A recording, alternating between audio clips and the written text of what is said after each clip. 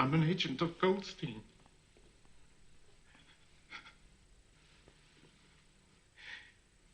I didn't know it myself. Thought crime is so insidious.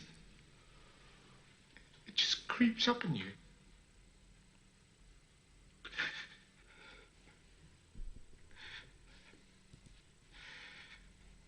My daughter found it out. Very proud of her. Very grateful I've been discovered before it's too late.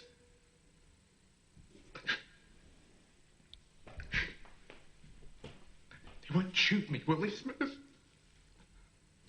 I know I could be very useful in a labor camp.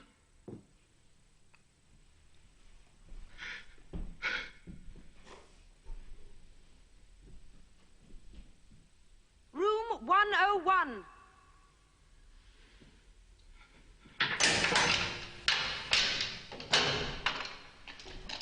No. Please. You don't have to take me there. Why? There's nothing I won't confess. Nothing. I've told you everything already. What is it you want me to know?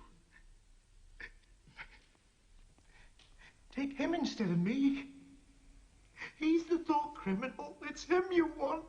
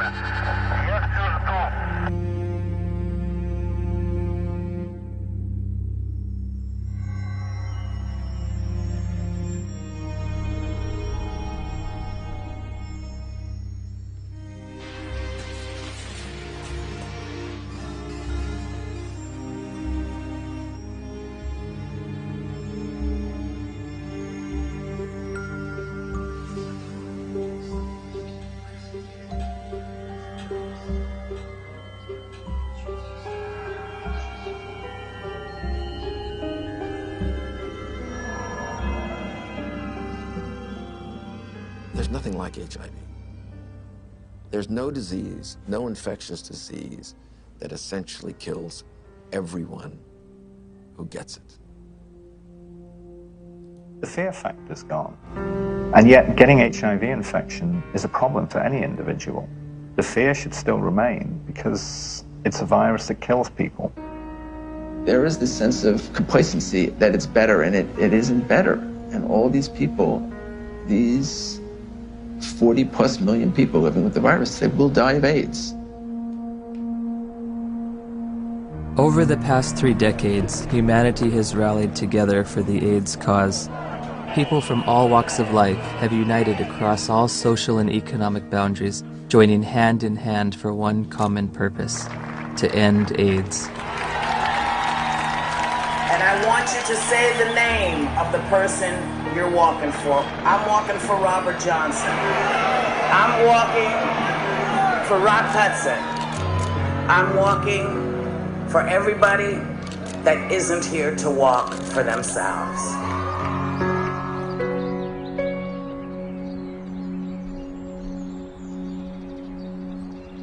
The statistics are growing, all except for one. That's the amount of people cured, and it's still 0. In theory, we could cure AIDS on a piece of paper. Maybe someday it'll come. I can't say when. Despite all the major progress we have in chemotherapy of those patients, none of these patients got rid of the virus. I don't think the pharmaceutical industry is very interested or invested in a cure. You know, I don't mean to be too cynical, but the reality, I think, is that, you know, the situation they've got now, which is lifetime treatment with expensive drugs, that kind of suits them pretty well. A cure is going to require some very tricky and sophisticated molecular biology, and I frankly don't see it happening. Ever? Ever.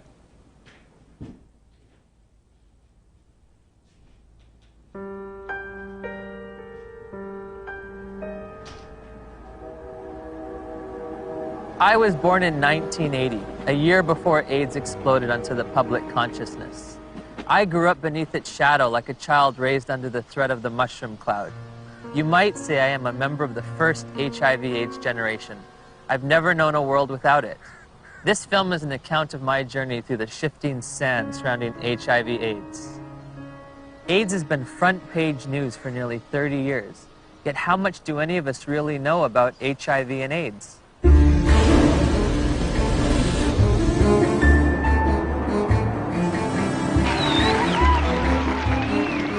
What is the difference between HIV and AIDS? I don't know exactly. HIV is wow. HIV 是它的病毒，那 AIDS 是那个病，所以两种是完全不一样的东西。It's the same AIDS thing. is the actual disease. It's the I same don't know thing. really. I don't know the difference. I know HIV is less deadly. Pour moi, il y en a pas forcément. Enfin, c'est vrai que j'établis pas de différence entre les deux.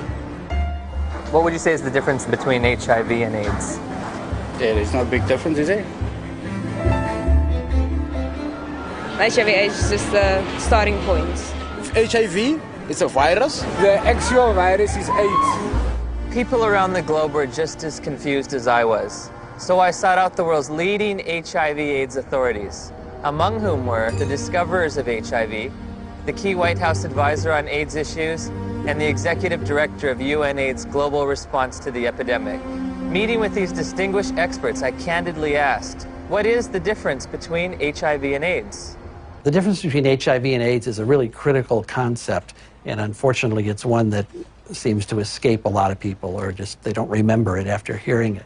HIV is a virus. AIDS is a syndrome caused by infection with the virus. So you don't get infected with AIDS, you get infected with HIV, and that causes AIDS. The biggest problem with the HIV theory of AIDS is HIV. There is a group of AIDS denialists that say that HIV does not exist and has never been isolated, which is as bizarre as it gets.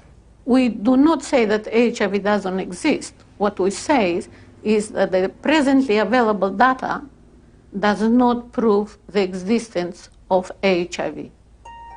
The reality is that HIV does exist and does cause AIDS. I mean, the evidence is incontrovertible. HIV causes AIDS. All right, that's a theory that's there. Let that theory be there. But let's have some other conversations. Let's have some other research. Let's have some other funding. Maybe something else is working here. No. Why nearly 3 decades since its discovery does there continue to be debate over HIV? Why is there no cure in sight? To answer these questions, I needed context. The past is prologue, so my journey begins with a step back in time.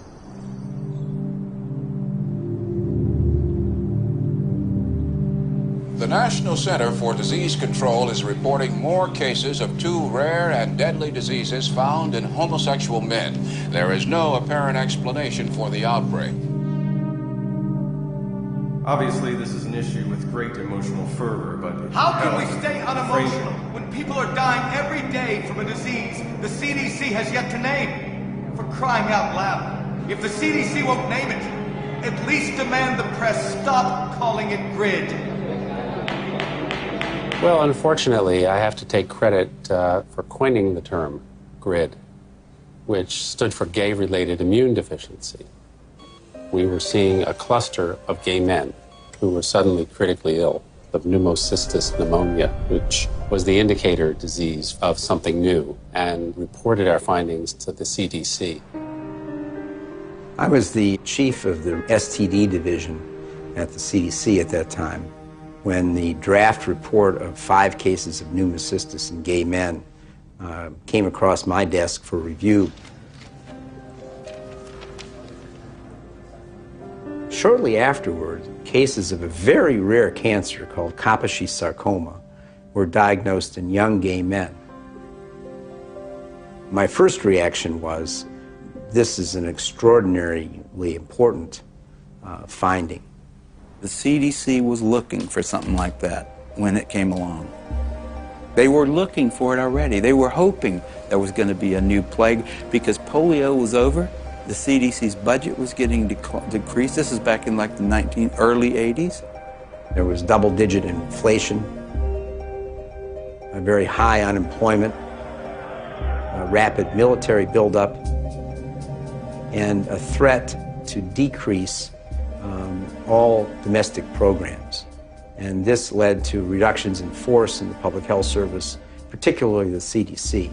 The Center of Disease Control, CDC, in Atlanta was under threat for reduction and even theoretically for closure. There were memos around the CDC says we need to find a new plague. For them to justify their expenses and their existence and make their careers, they have to find infectious diseases. We need to find something that'll scare the American people so they will only give us more money.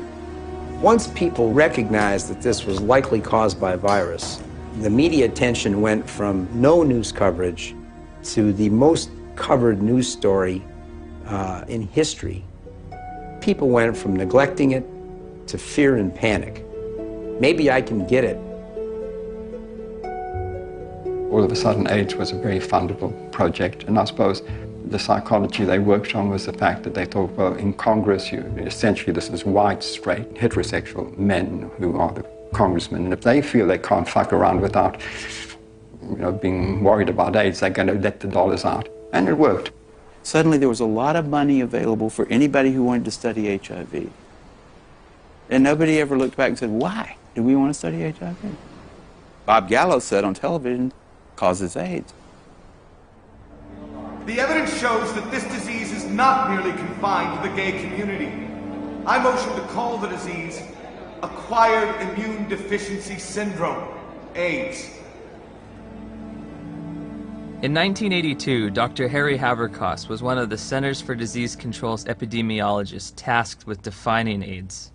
AIDS refers to a syndrome, and its definition changes periodically. AIDS is a chronic disease. It's based on its immunodeficiency. AIDS is not a disease, right? AIDS is a whole lot of different things. Depends on what country you're in.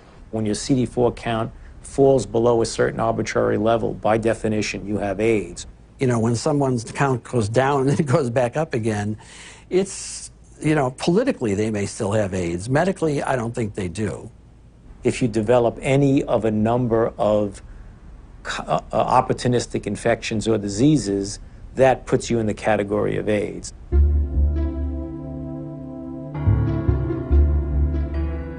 We don't even know what AIDS is. AIDS is so hard to define because they change the definition of it every year.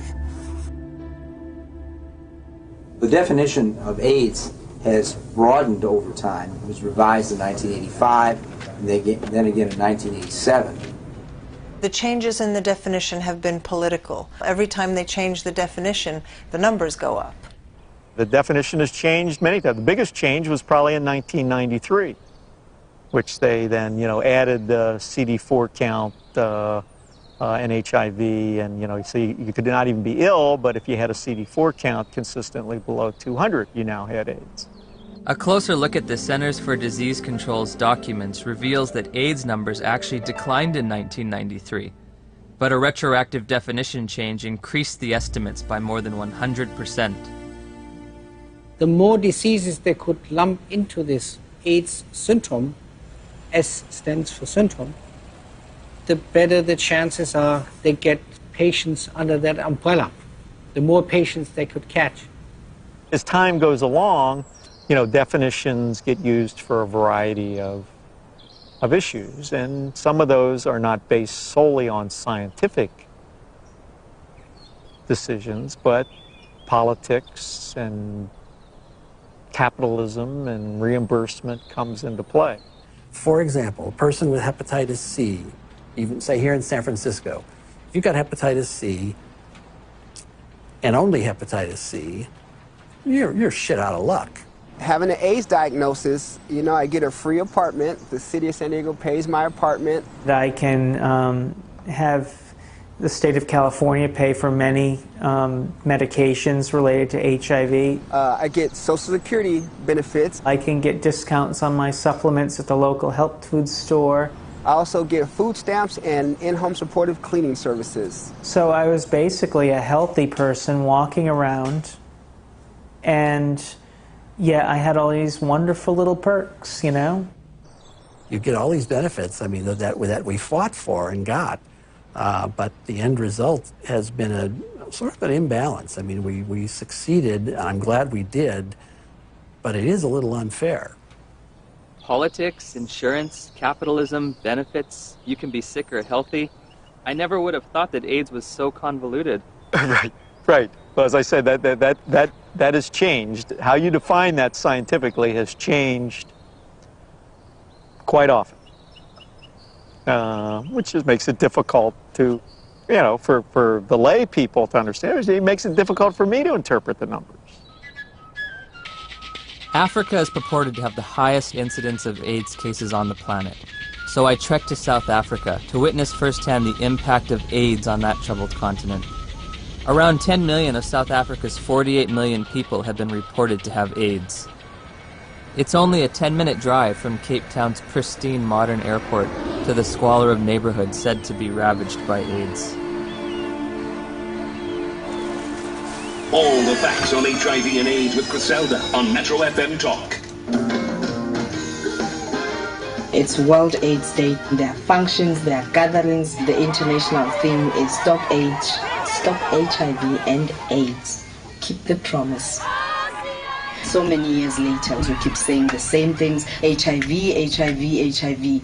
And yet each time I hear words like HIV and AIDS, I just want to pull my hair out. I'm just so fatigued about how we've packaged the messaging. All we talk about is AIDS. It's a sex virus. You have to use condoms or you die. It's a sick and sad message. People can't think outside AIDS anymore. And it's just a shocking, sad reality. The first AIDS meeting on the continent of Africa was in 1985 in Bangui. We were there with a few people who had experience on AIDS in Africa. And one of our problems was, how can you diagnose AIDS in Africa in the absence of very sophisticated laboratory support? Even though by 1985 there was a HIV test, most of Africa didn't have access to it. So one of the things that we did in that meeting was to sit down and hash out the so-called Bangui criteria for the diagnosis of AIDS in Africa. The idea was, what would be a simple way for a clinician to look at a patient and say that this patient likely has AIDS? We say somebody who has a combination of certain signs and symptoms like major weight loss. And if you have a combination of that, you can say this is probably somebody with AIDS. They wanted a clinical case definition where they could decide that someone had AIDS just by looking at weight loss and persistent fever and so on. It gave something to clinicians in Africa to diagnose AIDS. And that helped in the overall effort to count cases, because we needed to know what was the impact of the epidemic. They could discover AIDS all over Africa at that point. They could say that we are all at risk, but they could say it's spreading around the world. They could say it affects women as much as men, because almost anyone in an African hospital could be diagnosed with AIDS without having to do the HIV test at all. Whole nations have been led to believe that, in some instances, that they've got large percentages of their population infected and doomed because of this sexually transmitted, supposed sexually transmitted virus. It's such a tragedy. Daniel, Jambo, lot of people here is very sick and is very tired. What kind of sickness do you see around here? It's HIV/AIDS. What is AIDS? We don't know. We don't know. So here you're living in a mud hut, and here's some kind of white men with doctors who you respect, and they tell you that there is now among you an invisible disease, and it gets into your blood and can stay there unseen for years, and when it manifests itself, it's going to manifest itself in the forms of disease that you've always known. Maybe if you look skinny, if you lost weight, maybe they'll simply say, hey, you have AIDS, or you're coughing a lot, maybe. They'll say you have the disease. This cannot help but create extraordinary paranoia in people's minds. They say, well, what is going on with us? My neighbor next door he's got malaria. Does that mean that he's actually got this dreadful disease that the whites are talking about? Like I could be fat now, then the mentality is that if ever I become teen, then it could be one of the symptoms. I have to ask myself, why now? Why at this time? Dr. Christian Fiala argues that many doctors have misused the Bangui definition. In the era before AIDS, we had to admit we don't know the diagnosis and we could hypothesize. But nowadays, what doctors do is, well, if we don't know what it is, it must be AIDS. We did have patients with the conditions we now regard as AIDS defining, even before the advent of AIDS. People could have TB and not have HIV and fulfill the Bangui criteria. They'd lose weight, they'd have TB, and they could look like they have AIDS when they don't. Is this Bangui definition still being used today? I'm fairly certain that in many parts of Africa where there's still little or no testing available, that definition is still used, and I wouldn't be surprised that it's used in the poorer parts of Asia. This word AIDS, I don't know what it is anymore. I don't know what we're talking about anymore when we talk about AIDS. AIDS is one thing in Greenwich Village and a very different thing in Kampala, Uganda. I visited the World Health Organization's website searching for answers and discovered there are currently more than 12 different definitions of AIDS worldwide. So I turned to Dr. James Chin, former head of the WHO's Global HIV Statistics Unit, for an explanation. Some countries, they felt they were a little more sophisticated than in others. And you have, along with the epidemic of HIV, epidemics of HIV/AIDS experts. And some of them will not necessarily adhere to any international definition. They'll make up their own definition. High school biology class taught me that diseases and syndromes cannot differ from country to country like languages. It was becoming clear that HIV and AIDS were distinct, separate entities, and that AIDS was diverting my attention from the real culprit, HIV. Where to next? The place millions have had their lives changed forever. She says, we have your test result, you need to come in and get it. And I was like, tell me now, Cheryl. She was like, Kim, we really need you to come in and tell me. I said, then I know it's positive, Cheryl, or you would just tell me over the phone. And she's like, Kim, don't panic. You can still have a normal life. I can still remember his face. I can remember his eyes. And all he said was, I'm so sorry. I think you should put your affairs in order, and you might have 5 years.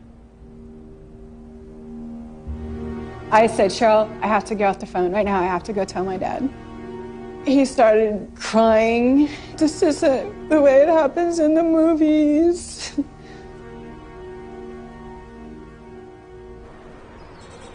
It's 7 a.m. here in Johannesburg, South Africa, and I'm a little nervous because I'm about to go in for my first HIV test.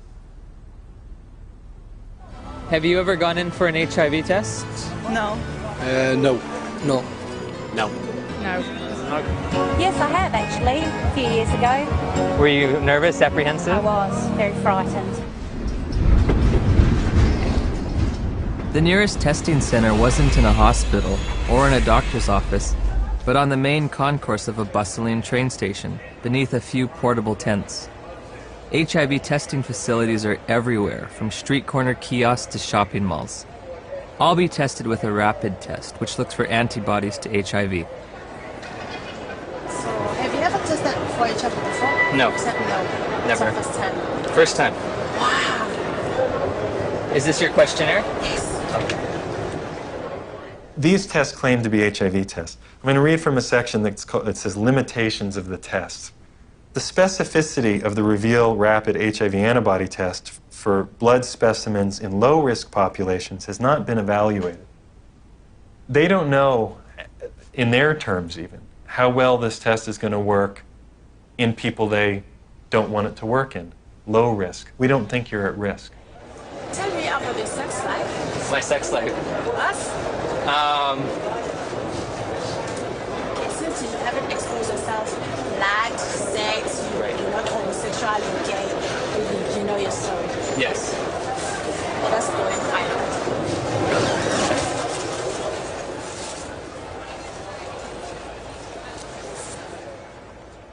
In 1990, we flew to Romania to adopt a baby. We found Lindsay, and she was only 2 weeks old. I can still remember that feeling, just holding Lindsay for the first time, thinking, now my dream is going to come true. I'll have one of those children. Before we left Romania, we had to make sure that she didn't have HIV. We had to find a doctor, and he did the test, and it came back negative.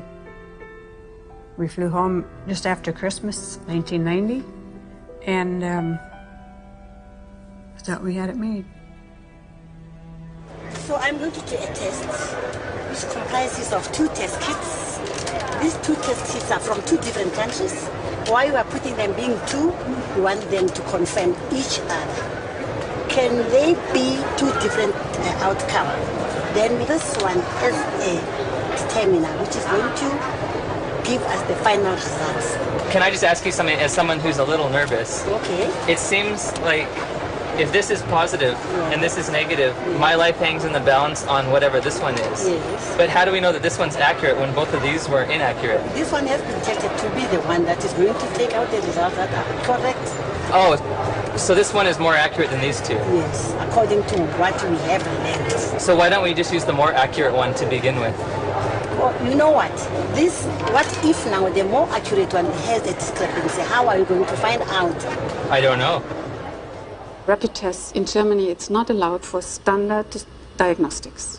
May I ask how come you don't use rapid tests for standard diagnostics? Several professional organizations who decide as an expert committee on guidelines how to do things.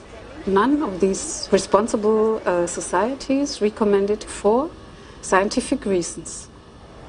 We always say to our clients, even if you have tested here, you can go to other centers and go and test and verify our test. You cannot say we're 100% because you find clients going from area to area doing tests. And they come with stories that I was negative at a certain area, I'm positive with you. How do they decide whether they're positive or negative? We cannot tell because we are using a rapid test. It occurred to me that perhaps the HIV epidemic is reported to be so widespread in South Africa and other poor nations simply because they use these inaccurate tests. There's the saying that if you knew how what sausages are made of, most people would hesitate to sort of eat them because they wouldn't like what's in it. And if you knew how HIV/AIDS numbers are cooked or made up, you would use them with extreme caution. I decided to investigate HIV testing protocols used throughout the developed world. When we're testing people for HIV, the first thing we do is a screening test, and it's usually a test called the ELISA. But there are also now available rapid assays that can be used as screening methods. Because they're faster. And we all know faster and cheaper is more efficient. If an ELISA is positive, it does not mean that the patient is HIV positive. That's a problem. If we're using antibodies as a screening test to tell who's infected or not, very occasionally you can get false positives. So screening tests by themselves should not be used as a definitive measure of infection. That's why we use a screening test to pick up all the cases, but we use a confirmatory test to eliminate any false positives. Take it easy. I'll pierce at the site. It should be emphasized that most of the developing world uses only screening tests to confirm an HIV diagnosis. There are no confirmatory tests. Time now is 25 past. At 22, the results will be out, which is going to be 15 minutes. 9 days after returning home, Steve and Cheryl's pediatrician ran a battery of tests on Lindsay, including an HIV test, even though Lindsay had tested negative for the virus in Romania. Dr. McHugh called us and said, we run into some problems with the testing that you did at Methodist Hospital, and you'll need to come right in and see me. I said, well, what is it? She says, well, I'm not going to tell you over the phone. I said, I need to know exactly what this is. He said, you know, we got bad news that she tests positive. And he said she'll have a 20% chance of living to age 2. That was just a shock. Just a shock after all this joy and happiness. We finally found our daughter, and I'm dancing around Romania, and now I come home, and it's like somebody could just stab me. And then I had to call my mom, and that was the worst phone call I've ever had to make, because I even remember saying, that poor girl, she's just not gonna make it. So that we don't have to go to somebody and say, well, you might be infected, but it might be a false positive. We do a second test. That's a test usually called the Western blot. In 1992, when I was told by my doctor that I was HIV positive, that was only a verbal admission to me. She didn't give me the written paper that came from the lab that tested my blood. I found out that it says this indicates possible infection by virus. There can be mistakes from the antibody test, and there are conditions that can cause the test to be inaccurate. Now that I've got the package insert for that test kit, it says positive results using any specimen type should be followed with additional testing. But this is the test that they use to confirm with. This has a margin of error done properly that's extremely low. In other words, it's one of medicine's better tests. I don't think the Western blot is a useful diagnostic test. I don't think it's worth doing. Did he give a reason? You know, anybody can say anything. I think it's stupid to drive a car.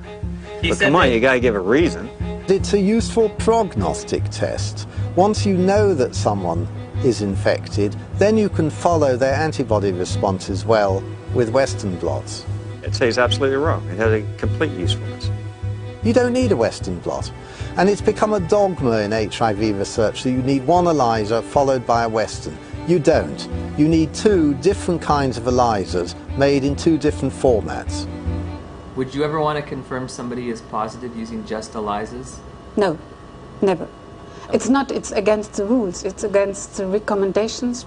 It's a turbulent sea of argument about how can we use this test? When can we use this test? Why does this test have no standard? We have a group now of about 40 patients that have no detectable virus in their body, but they're not being treated. So the first question is, are they really infected? So the Western blots can have false positives? No, the Western blot was negative too. But they were told they were positive by a lab, yes, that misread the Western blot. Heavyweight champion Tommy Morrison tested positive in 1996. 11 years later, in 2007, he tested negative multiple times, allowing him to return to the ring. There's constant discussion in the community of people who do diagnostic testing and the blood bankers about how to read these tests. When you're looking at this Western blot, how do you determine what is a positive? You need a certain number of bands being present. It depends a little bit on the producer of the test. It depends on the manufacturer. Is there different criteria for what might be a positive? Yeah, there are different criteria from the manufacturer. Thank you for the word. And also there are guidelines from the WHO and UNAIDS. Well, HIV infection is diagnosed with rather now routine laboratory tests, which for which there are criteria for diagnosis established by the manufacturer, FDA. Claudia showed me the package insert that comes with the Western blot. It contains 8 different sets of criteria for diagnosing HIV infection. Because of the different criteria that apply in different countries, you can be considered You can test HIV positive in one country and be given an AIDS diagnosis as a result of that, whereas in another country you won't test HIV positive and you won't be given an AIDS diagnosis. It's ludicrous that you can be positive in one country and not positive in another. Theoretically, I could be diagnosed with AIDS in the United States, but if I take 3 steps to my right, I wouldn't be diagnosed with AIDS, or I would lose my AIDS diagnosis when I crossed the border. In 1992, I was encouraged by a doctor to take what's called an HIV test as a matter of social responsibility, and I was shocked and devastated and horrified when the results came back positive. It was one of those moments that everyone fears their whole life. A week later, I take the same test to an AIDS specialist. He looks and says, "This isn't a positive test. I don't know what this test means." Since a false positive looks like a true positive, how can you ever distinguish whether it's truly a positive or a negative? Well, that's a great question. It's going to be very hard to determine a false positive. So I take the test again, and this time my results come back marked from the lab, indeterminate. I'm faced with the decision, do I want to wait 6 weeks to test again or do it right away? I opted for right away. My results that time come back positive. Took it again, came back negative. I took it again, positive. What happens if you're positive on one criteria but negative on another manufacturer's criteria? How do you decide who's infected and who's not? You will use the most sensitive criterion. In late December of 2007, I read about new legislation passed in New Jersey calling for the mandatory testing of pregnant women or newborn infants should the mother's status be unknown. HIV mandatory testing, to me, is a no-brainer. I'm very much opposed to the concept of mandatory testing of any population because the tests are scientifically shown to be unreliable and inaccurate. You have no reason to fear this bill. And my hope is that eventually this will become a federal law so that every woman in this country would be tested.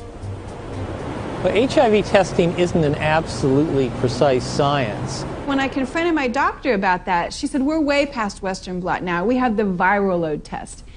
But when you get the package insert for the viral load test, it says, if you test positive, you are considered confirmed infected with HIV. But at the bottom of the page, in fine print, it states a person should have additional testing. It does not allow you to tell a single person on this planet that they are HIV positive. And it's a scandal that this test continues to be used. So again, I'm asking, where's the test? Where's the test that can confirm a diagnosis of HIV infection? And I can't find one. I have the package insert from the manufacturer which they supplied me with. And under limitations of the test, it states that risk factors should be used in conjunction with the test. Has a person had sex? Have they used drugs? Have they had a blood transfusion? And then in conjunction with the test, not the test alone, but with the test, then you decide whether the person is positive or negative. Did the answers to these questions help aid in the diagnosis? Of course they did. Really? They do. Now, if I tell you that the test you took was lousy and didn't mean a thing, does that make any difference for everybody to hear? It'd make a difference for me. Yeah, I know. How can we say that HIV is the cause of AIDS when we don't know, based on current tests, whether or not anybody diagnosed positive actually has HIV? President Thabo Mbeki will officially open the AIDS conference tonight. Delegates here are hoping he will finally separate himself from the AIDS denialists. We remain convinced of the need for us better to understand what would constitute a comprehensive response in a context such as ours, which is characterized by high levels of poverty and disease. As I listened and heard the whole story told about our own country, it seemed to me that we could not blame everything on a single virus. I thought this man must be an idiot. Everyone in Africa is dying of AIDS. I know this because I read the New York Times. It's beyond doubt. Rion Milan was hired by Rolling Stone to investigate and debunk President Mbeki's misguided ideas. Where to begin? The numbers. My very first action, I opened Johannesburg's Yellow Pages. I thought that I could illustrate this with a scene that began in a coffin factory in Johannesburg, where workers are working overtime trying to create caskets for these mountains of people who are dying of this condition. And I discover that in the midst of what UNAIDS says is a plague, is that half of the coffin factories in Johannesburg have gone bankrupt. In South Africa alone, it's about 1,000 people dying every day from AIDS. If you're an advocacy agency and you perceive low numbers to be bad, your bias may be to accept higher numbers even if they're not scientifically sound. I know Jim Chin quite well, and I was the chairman of the steering committee on epidemiology of the global program on AIDS in WHO when Jim Chin was in charge of epidemiologic estimates. And we could never get information how the WHO estimates were made then. So we were very critical in these days because we felt it was not based on enough evidence. It's possible that he didn't read the materials we sent him or he didn't understand them, but we did send information to anybody that wanted to know about the estimates because they were pretty transparent. In an attempt to get to the bottom of the statistics debate, I've come to Geneva, Switzerland to look at the World Health Organization's official numbers. And what we found, there are no numbers, only assumptions and estimates. How are the monies divvied out to states for AIDS prevention or AIDS treatment? How is government monies sent out to different states and communities? The more AIDS you have, the more money you get. Exactly. The AIDS partners have a vested interest in maximizing and squeezing the data to get the worst possible scenario that they can out of it, because the worse the situation is, the more compelling their fundraising claims are. When UNAIDS was created, about $250 million was spent on AIDS in poor countries. 10 years later, it's $10 billion. That's an unprecedented increase. Still not enough. When that was created, the first thing Peter Piot said was that UNAIDS is an advocacy agency, pure and simple. And this was my first objective when I came into this job, and that was put it on the political agenda. He divested himself of all of the program aspects and the scientific aspects of AIDS. This is not a scientific issue. This is a matter of politics. Except one unit. He kept sort of the numbers unit. We are really doing a major disservice to say it is not as bad as it looks like, because actually it is much worse. 1 month after my interview with Dr. Piot, the Indian government slashed their estimates by nearly 60%. Shortly thereafter, UNAIDS acknowledged they'd been overestimating global HIV statistics for more than a decade. They've painted themselves into a corner, and now their house of numbers is falling apart. America is leading the fight against disease, and I call on you to double our initial commitment to fighting HIV/AIDS by approving an additional $30 billion over the next 5 years.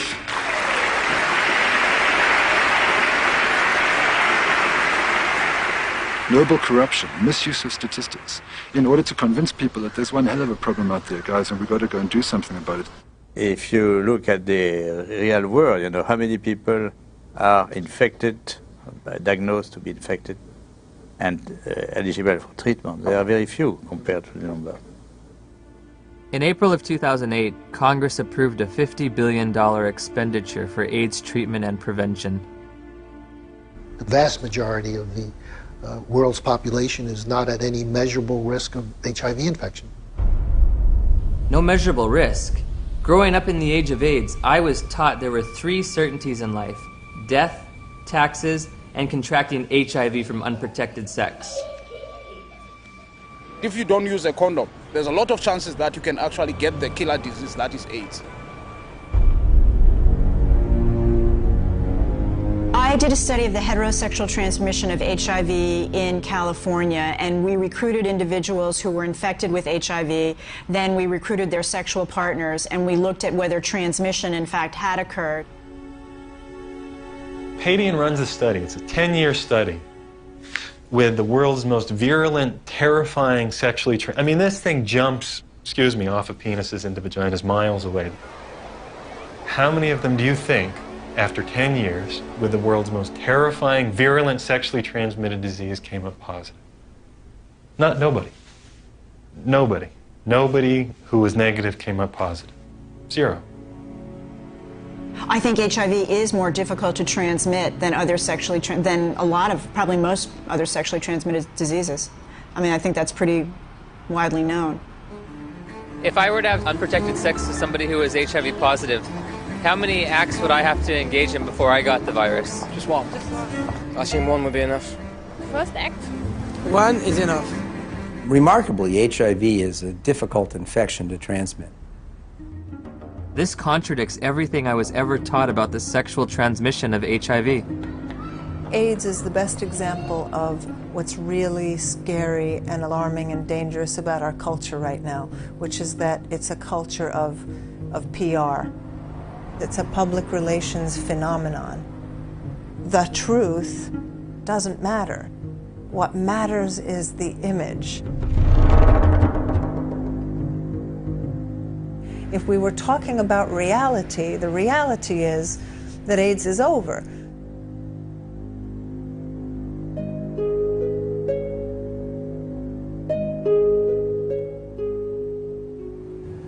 Somebody decided in the early 80s that there's this infection called HIV. And upon deciding that, I don't think it was debated enough. In 1983, Dr. Luc Montagnier and his team of researchers identified what they thought might be the cause of AIDS. I really was excited because we knew it was a new type of virus, not shown before in men, and very likely to be the cause of AIDS. Of course, at that time we didn't have the full proof of what's the cause of AIDS. That initial work was rapidly reinforced by additional virology and serology studies in Bob Gallo's lab in Washington. Gallo got pushed by the Reagan administration that wanted to do something on AIDS finally.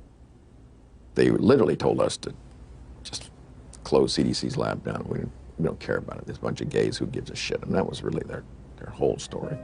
So the whole thing that they rested their political response was, well, we discovered the virus. Good afternoon, ladies and gentlemen. The probable cause of AIDS has been found. Credit must go to our eminent Dr. Robert Gallo, who directed the research that produced this discovery. What was new that day is for the first time we were saying, that's the cause, I'm sure. It was a silly press conference. There was not evidence then that HIV was the cause of AIDS. It wasn't called HIV. There was certainly evidence that he didn't discover it. It was discovered in France. The conference was held before any of Robert Gallo's papers were published. Therefore, before any other scientist had a chance to review them and look at the evidence and see if he got it right or wrong.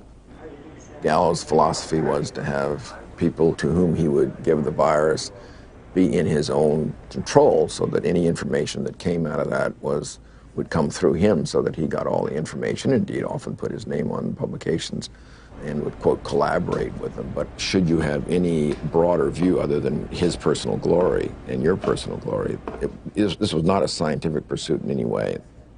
The U.S. Department of Health and Human Services decided from now on we are only going to fund AIDS research that assumes that Robert Gallo's virus is the cause. I didn't think that HIV in 1984 was the cause of AIDS. That's why I did the study comparing gay men with Kaposi's and gay men with pneumocystis. I assumed there must be something else. If you go read my paper from 1985 that Kern and Jaffe would not sign on to, I actually lay out the cofactor hypothesis in that paper.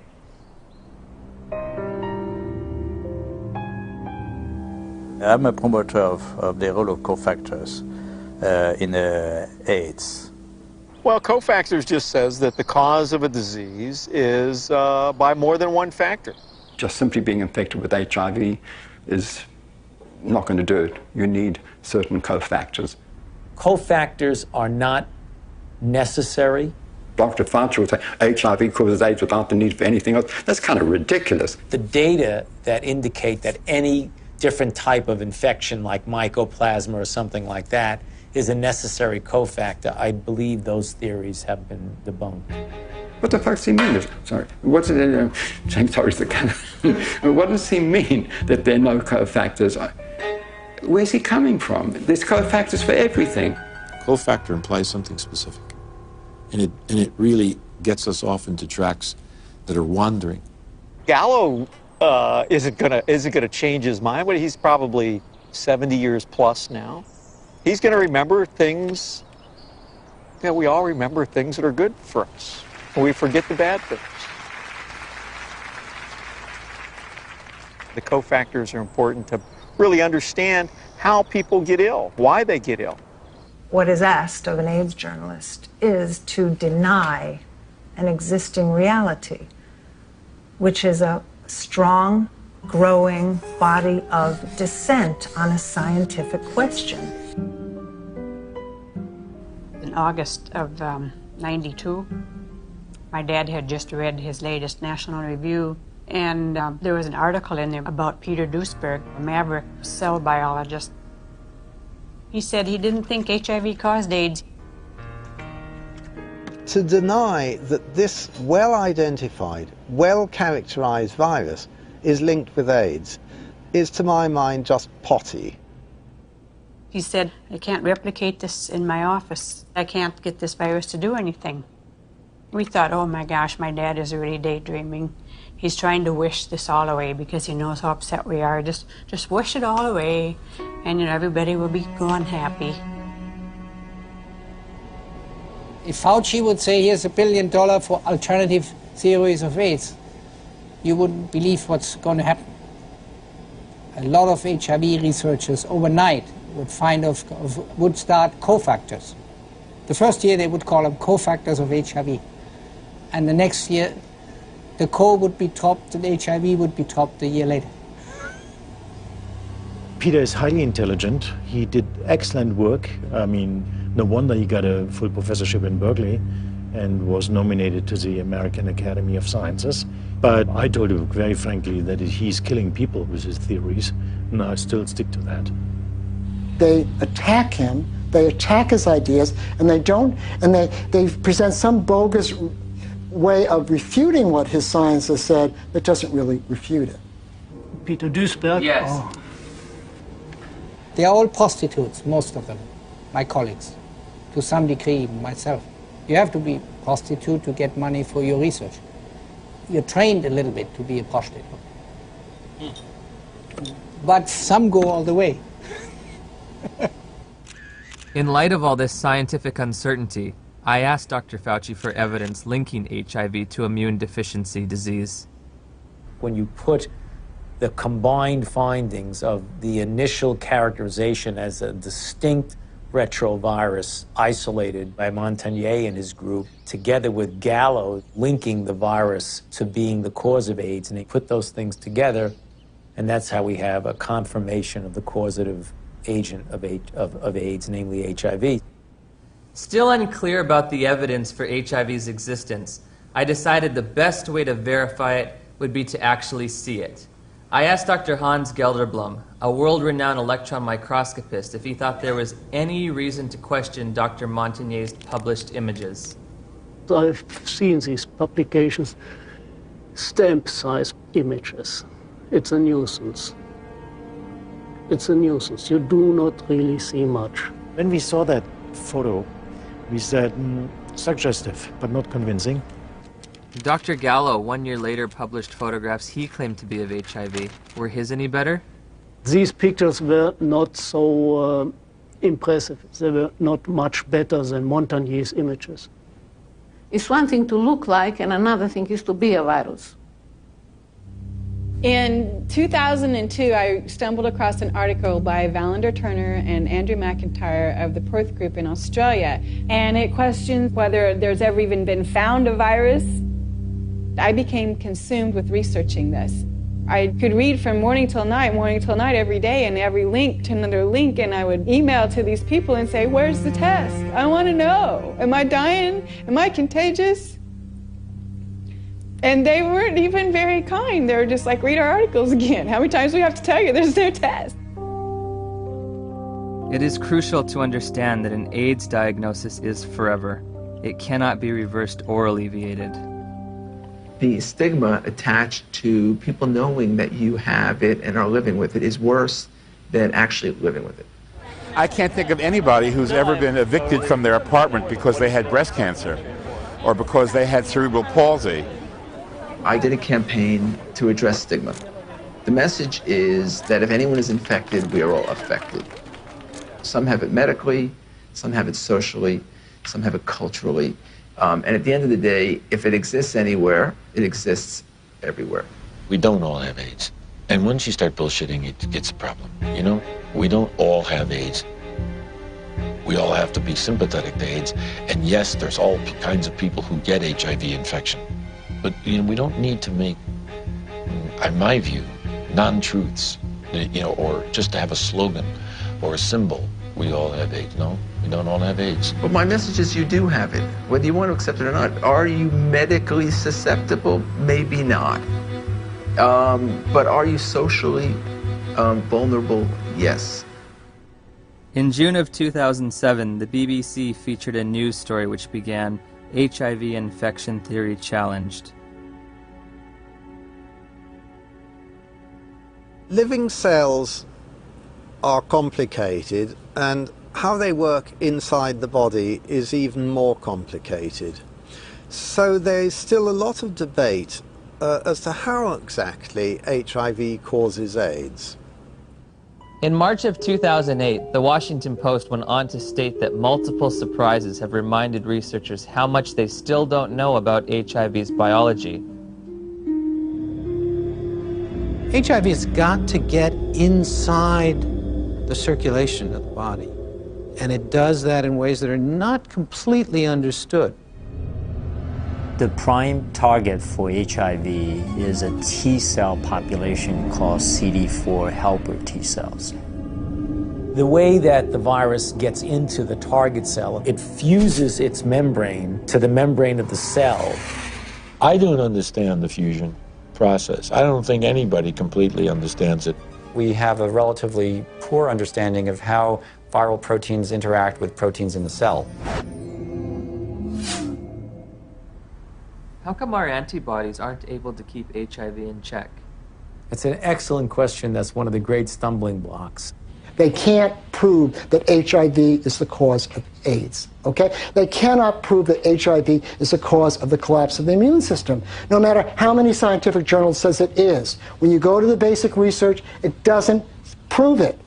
We are almost convinced that there is other factors that are involved in the loss of CD4 cells, and we don't know yet all the mechanism.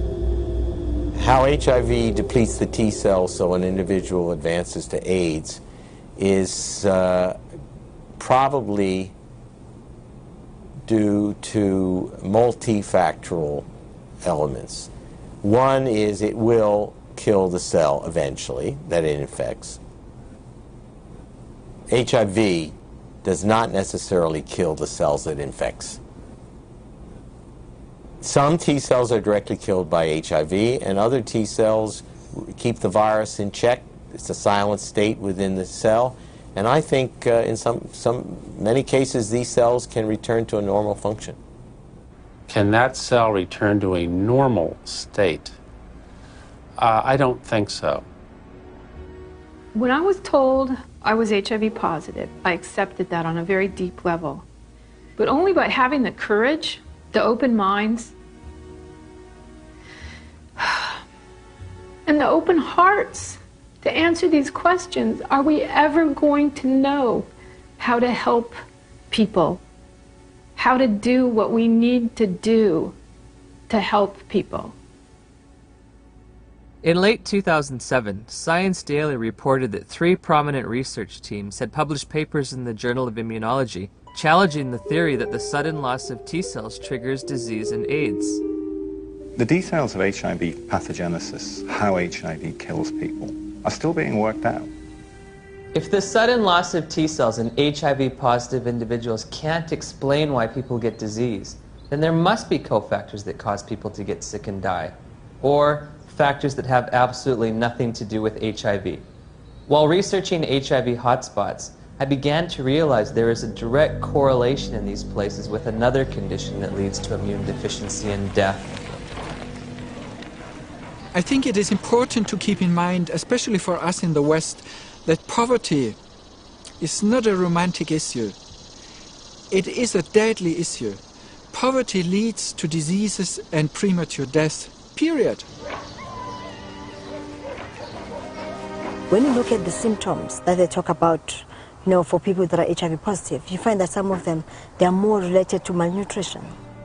Their nutrition is not very equilibrated. They are in oxidative stress, even they are not infected with HIV.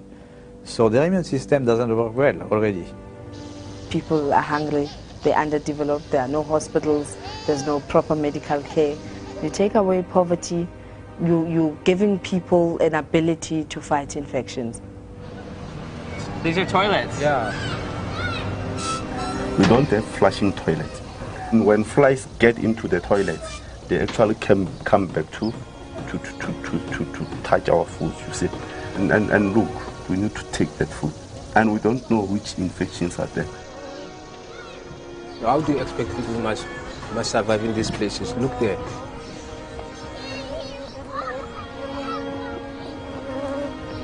How many white people they are staying in this house like this one? In Cape Town is different. You go to suburbs, you see the suburbs is different from our places. Why have we done nothing for African people, just like give them clean water so they don't die in infancy of diarrheal disease and stuff like this? All we care about is HIV, AIDS. Well, question, well, there's money in it. There has to be, other dynamic working to lead public interests to the African situation and ignore clean water, sanitation, malaria. I mean, things that kill people. This is the beginning of a war. It is a war to reclaim our health.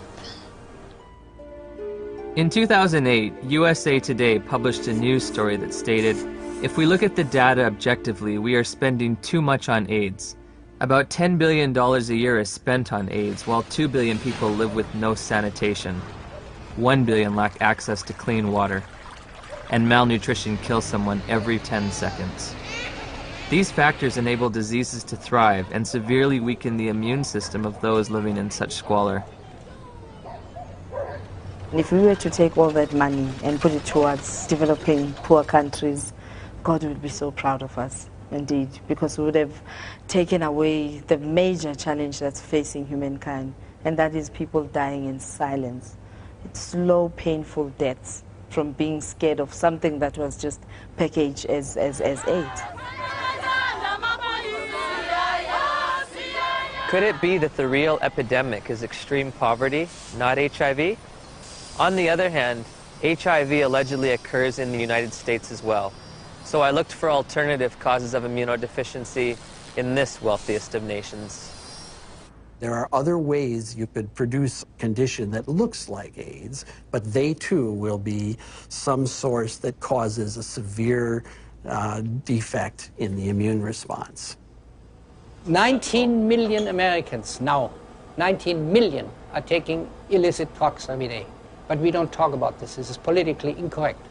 There have been a number of theories as to what the origin of HIV/AIDS is. One of them was a theory that certainly turned out to be completely incorrect, that it's a lifestyle phenomenon.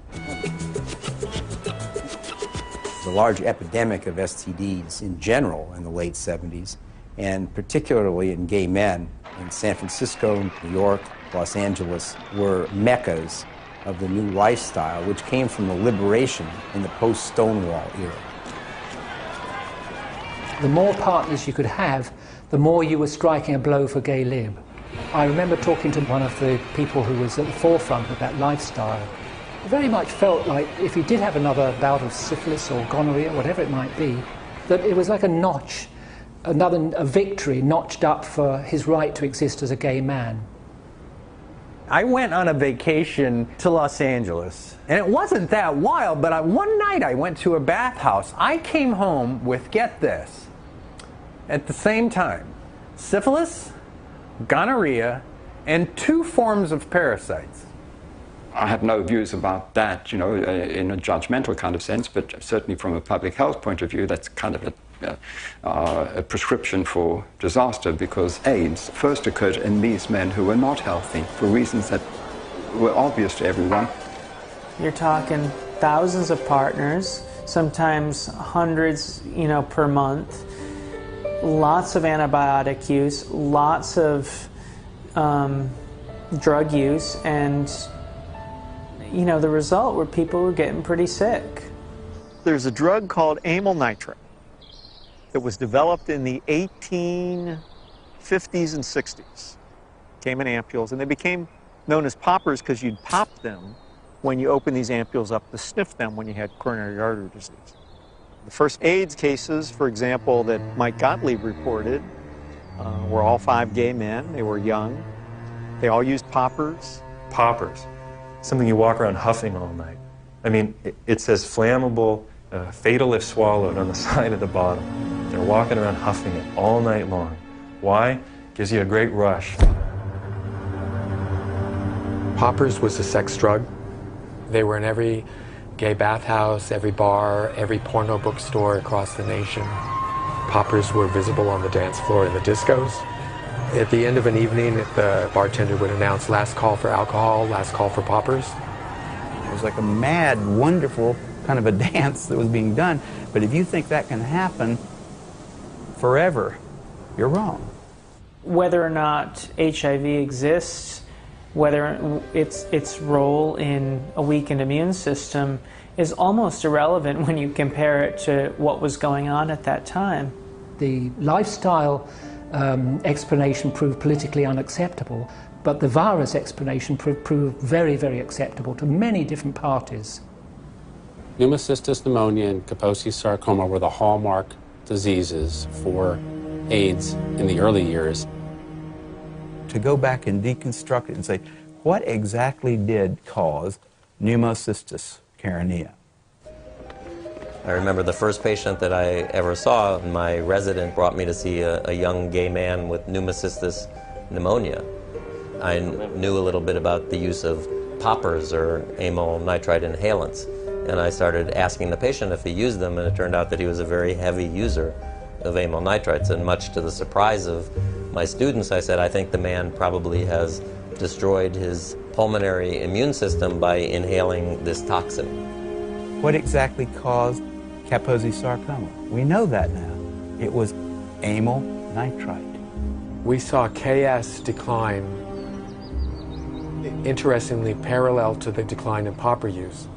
We now know that Kaposi's sarcoma is caused by a second virus, the human herpes virus strain 8. To rescue comes another virus. As always, when you're in trouble, you find another virus. If one wants to look at really what causes this, we've got to look beyond just HIV and just beyond HHV8. Calling it a disease, see? And to give it that name, AIDS. So everything's included under that, and you don't have to just say, I mean, if you just said, you know, these people are getting a lot of weird diseases, all kinds of diseases, it wouldn't have had the same impact.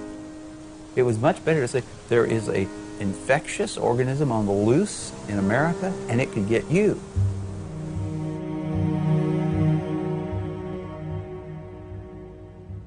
I had interviewed the world's leading HIV experts and discovered that the 2 benchmark diseases of AIDS have alternate explanations. Once again, I turned to Dr. Gelderblom, seeking proof of HIV's existence in the most recent images available.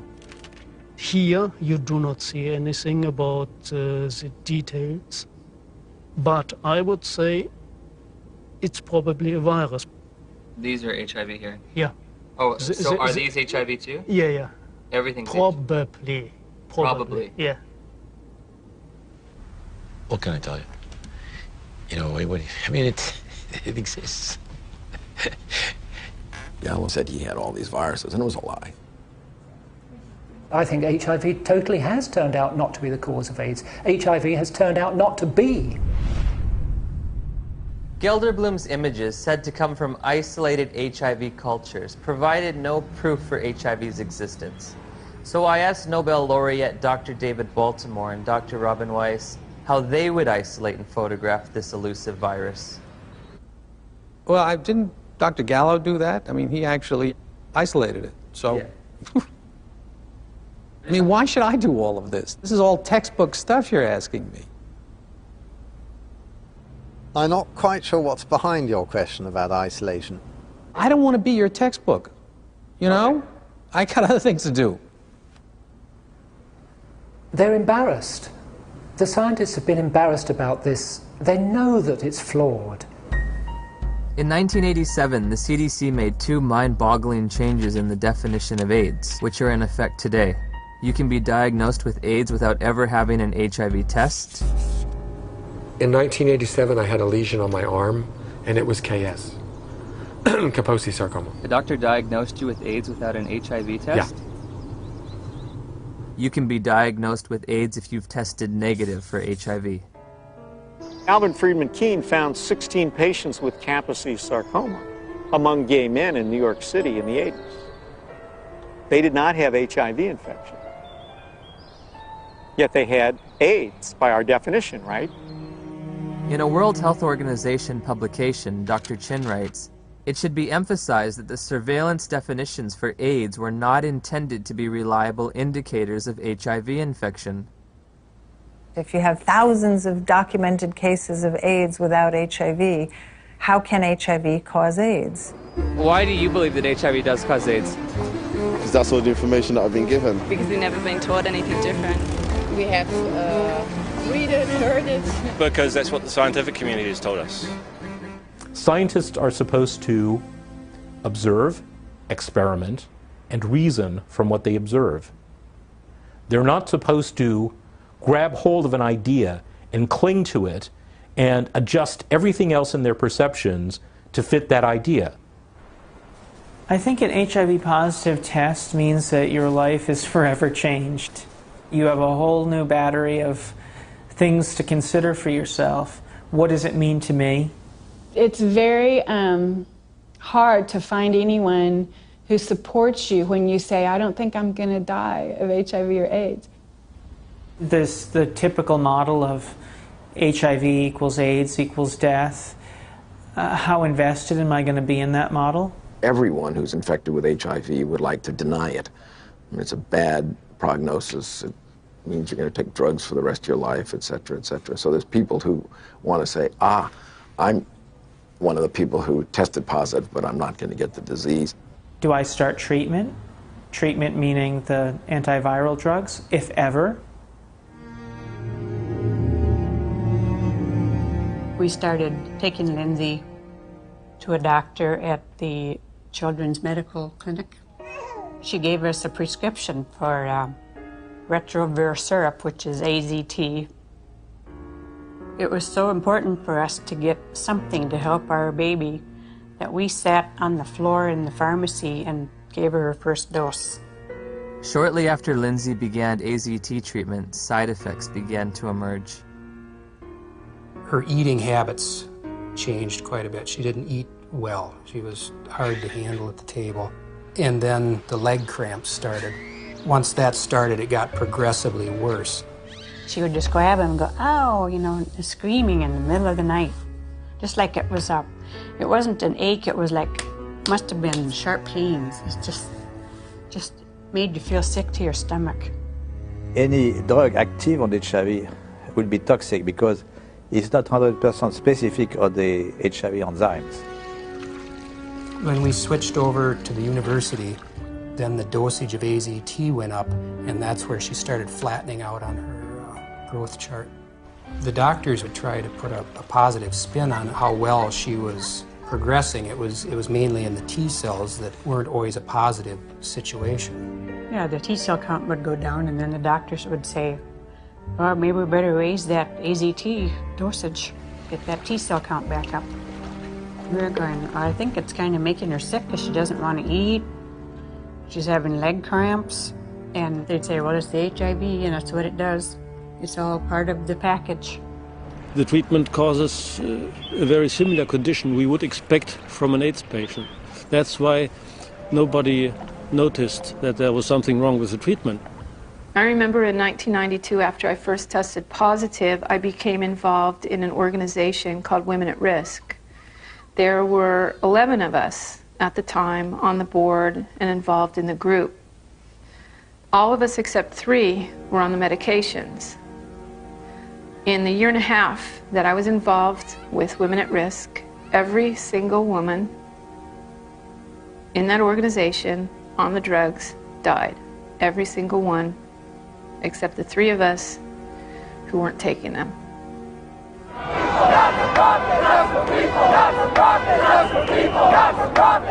We weren't just given handfuls of AZT, we demanded it. AZT should be praised. Where is your humanity? We considered the FDA not giving us these things as being anti-gay instead of being responsible. And so we went and we lobbied and we pushed for all these things, and we didn't think clearly about what it was we were asking for. It's like that saying, be careful what you ask for, it may come to pass. That's the very reason why everybody believed HIV is a deadly virus, because the HIV-positive patients at that time got a deadly treatment. Despite the billions spent on the drug, tens of thousands of people with AIDS have died. And now a growing number of studies are questioning the drug's usefulness.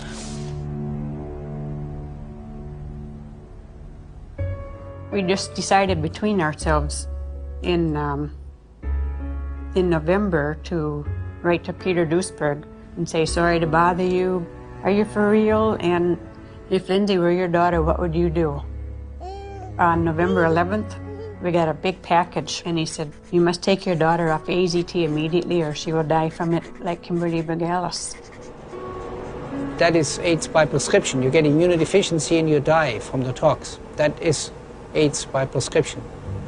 When AZT became widely available in 1985 and 1986, I cautioned my patients not to jump on the bandwagon and start being treated. I didn't want to see my community poisoned by an ineffective therapy. I think in retrospect, the dose that we started with AZT was a dangerous and poorly tolerated dose. Nobody wants to realize what was the real effect of this overtreatment. That means that we killed a whole generation of AIDS patients.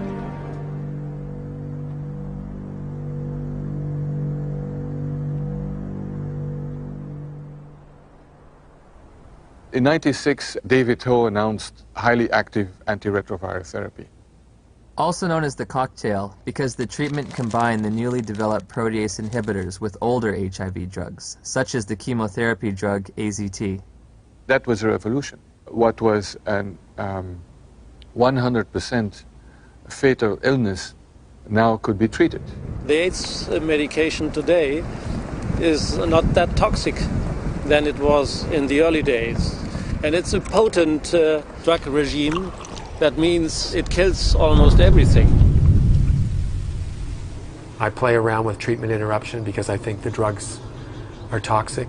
And if I do the drugs continuously without interruption, I think that they'll have a cumulative damage. In the years that we've been using the cocktail, we've found that there are lots of side effects. In South Africa, I spoke to a couple of pharmacists specializing in HIV treatment. How often do you see side effects in patients? Yeah, all the time. All the time.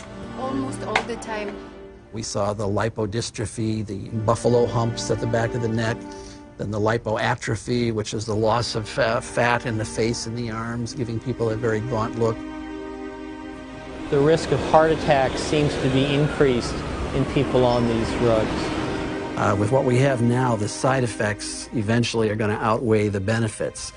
So patients really do better for the short term, but in the long term, they die also. That's one tablet. In 1994, Audrey Serrano tested HIV positive. While initially healthy, she was prescribed AIDS drugs which nearly killed her and left her scarred for life. In December 2007, after multiple negative tests, she was awarded $2.5 million in damages. Some people are very fortunate. They don't have these side effects, but many people do. So prolonged treatment is impossible. I know people that are like horses, have no impact with some drugs, no side effects, and somebody else falls apart. The new generation of antiretroviral drugs are less toxic. They can be more tolerated. But for how long? I agree. We cannot give a treatment for life. It's not like insulin, you know, it's something which is toxic. Has a patient ever died from the side effects? Yeah, sometimes it happens. AIDS drugs are all classified as black box drugs. A black box drug is the most severe warning that our FDA will put on a product. It means you could die taking this because other people have died taking this. My sister Joyce was my best friend. She's a great mom and just a very lively person. In 2003, Joyce found out she was pregnant with a second child. She was offered an HIV test as standard prenatal care by her obstetrician. She called me at work and she was like, I got something to tell you. And I was like, well, what is it? She said, I'm HIV positive. So I took a deep breath. I said, well, it's not the end of the world. And she said, well, Nell, I met this doctor today and he's a specialist. And he says that there's some medicines I can take that'll keep my baby from being HIV positive. Nevirapine. Warning. Severe life-threatening skin reactions, including fatal cases. One morning she was covered in these welts and this rash. It was all over her face. It was all over her chest, all over her arms, her hands. When they're talking about a rash that can kill you, they're talking about a drug that targets the actively replicating cells in your dermis, in your mucosal layers, in your intestine, and stops them from working. And what happens? Goodbye skin. I would never take them. I don't have a problem with other people taking them, but I, as Griselda Kananda personally, looking at the side effects that they come with, looking at the toxins that they present in my body, not now, not ever. I have patients tested in 1985. They were all advised to take treatment, but they declined the treatment for different reasons. Because they didn't want to take toxic drugs because they were feeling well at that time. And how are they doing today? They're still living. Healthy? Yeah. Once we came to the conclusion that this was the drug that was causing this problem, irregardless of what the HIV was going to do, she was going to come off the drug no matter what. If taking her off the drugs meant that she could sleep through the night and be happy for 6 months, that would be worth it rather than live in agony for 2 years or 12 months. You hear a lot of doctors, you hear a lot of educators in AIDS, you hear a lot of people talk about it is probably the drugs that are going to kill us before the disease does.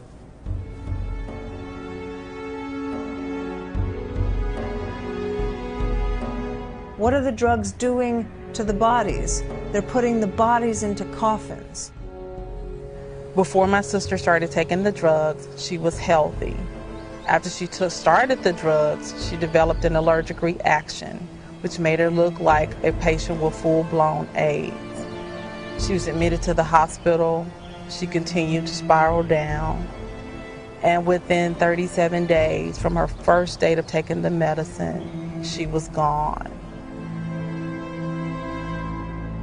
When news of Joyce's death reached the NIH, emails were exchanged between the director of the AIDS division and an ethics and safety officer.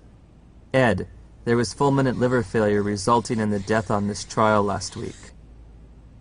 Ouch. Not much we can do about dumb docs. They're cynical enough to introduce drugs that they know will have toxic effects and will carry a certain mortality, and they know that the life of the drug before this mortality becomes too obvious to ignore is, say, 2 or 3 years, and they work out what the sales are going to be in those 2 or 3 years. And then they know they're going to have to reduce the dose. Joyce has 2 sons.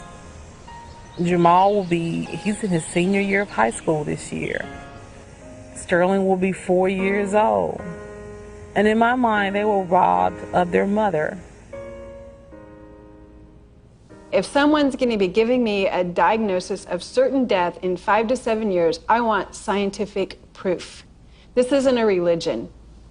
My interest in questioning and breaking and exploring does HIV cause AIDS is an instinct to liberate people from a death sentence that isn't theirs to carry.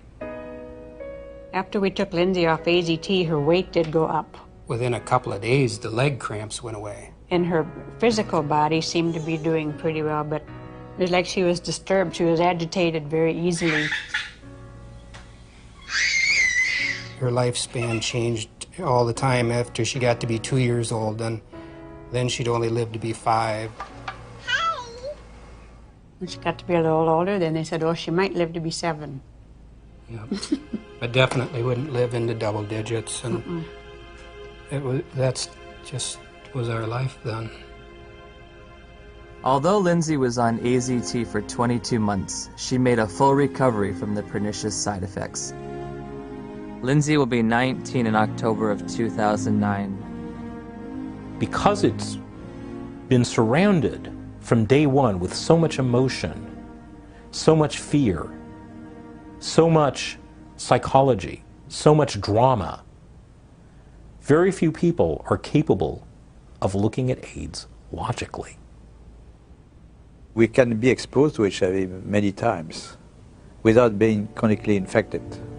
Our immune system could get rid of the virus within a few weeks if you have a good immune system. If you have a good immune system, then your body can naturally get rid of HIV. Yes. If you take a poor African who's been infected and you build up their immune system, is it possible for them to also naturally get rid of it? I would think so. It's very easy to get people to think the right thing if you get the right on the tablet the first time. But once something's on the tablet and you got to erase it and put something else, it's very hard to get people to think differently. The victims of HIV and the dedicated professionals combating it deserve our sympathy, compassion, and respect. However, at Journey's End, I find myself perplexed, bewildered at times with an overall feeling of dismay and sadness. I found a research community in disarray over the most fundamental understanding of HIV, all the while presenting a monolithic public posture of authority and certainty. Bluntly stated, we have tests that prove nothing, remedies that kill, and statistics manipulated to the point of absurdity. 90% of global HIV corresponds to areas of great poverty and squalor. Ironically, while we may have been pursuing a phantom killer, a shape-shifting assassin, perhaps the real enemy has been hiding in plain view, clear as day, and as old as time.